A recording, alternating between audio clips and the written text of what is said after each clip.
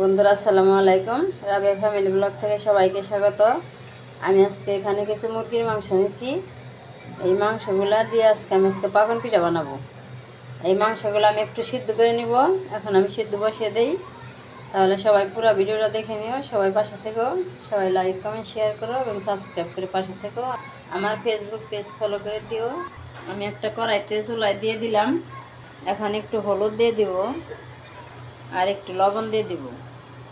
লবণ দিয়ে হলুদ দিয়ে সিদ্ধ করে তারপর আমি শেষকো পাটাই তারপর আমি পিঠা বানাবো। এইভাবে আমি লবণ আর হলুদ দিয়ে সিদ্ধ করে নিব। তারপরে কিভাবে বানাবো সেটা সবাইকে পরে দেখাবো। সবাই সাথেই থাকো। এই যে মাংসটা সিদ্ধ করে এইভাবে ছেঁচে নিছি। আর এই যে অনেকগুলো হাড়, এই হাড়গুলো আমি সব ফেলে দিচ্ছি। আর এখানে আমি পেঁয়াজ কেটে নিছি আর কাঁচামরিচ কেটে নিছি। আর এখানে চাউলের গুঁড়া নিচ্ছি। এই চাউলের গুঁড়াটা আমি সিদ্ধ করে নিই। আর এই পেঁয়াজ কাঁচামরিচ দিয়ে মাংসটা আমি সুন্দর করে ভাজে নিই। তারপরে পিঠা বানানোর সময় আবার দেখাবো। এই যে মাংসটা আমি এইভাবে ভাজে নিছি, পেঁয়াজ কাঁচামরিচ সব মশলাগুলো দিয়ে এইভাবে ভাজে নিছি। এখন আমি পিঠা বানাবো। আগে রুটি বানিয়ে নিব। রুটিটা আগে বানিয়ে নিই, তারপরে কীভাবে পিঠা বানাবো সেটাই সবাইকে দেখাবো। নিলাম। এখন আমি একটা রুটির 4টা টুকরা করব। এইভাবে 4টা টুকরা করে নিলাম।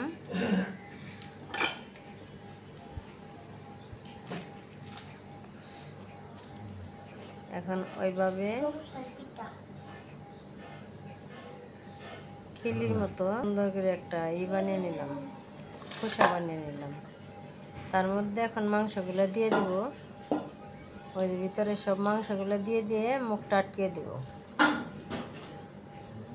এবার মুখটা আটকে দিলাম। এখন আর মাংসটা বেরোইব না। এইভাবে আমি সবগুলো বানিয়ে নিব। এই যে এখন অনেকটি বানিয়ে নিছি। এখন আমি ভাইজা নিব একটু।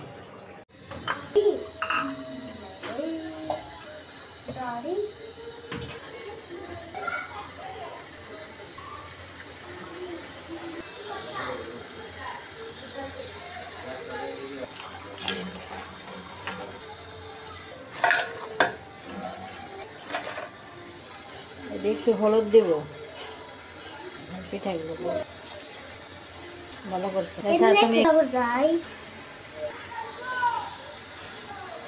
এখন এটা একটু হলুদ হবে। তেলের মধ্যে হলুদ দিয়ে দিলাম। তুমি বাবার দিয়ে আসো।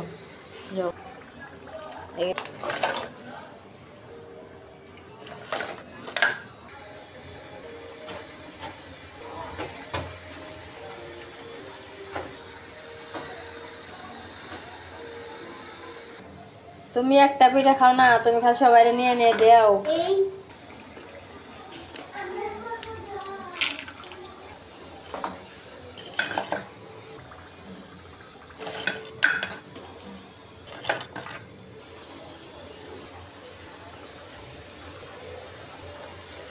খাই নাও, গরম গরম খাইলে সে ভালো লাগবে। আমি খাইলাম, তুমিও খাও।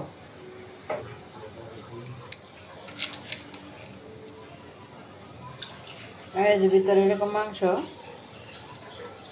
মশমশা, খাইলে অনেক ভালো লাগে।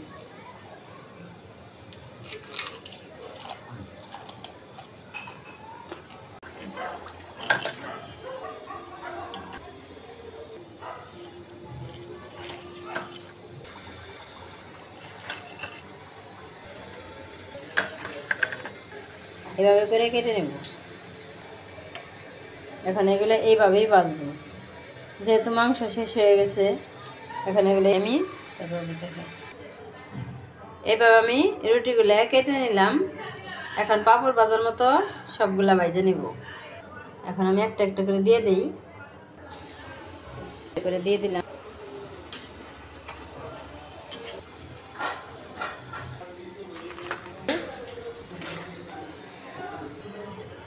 আমার পিঠা বানানো হয়ে গেছে, মাংস দিয়ে পাকন পিঠে।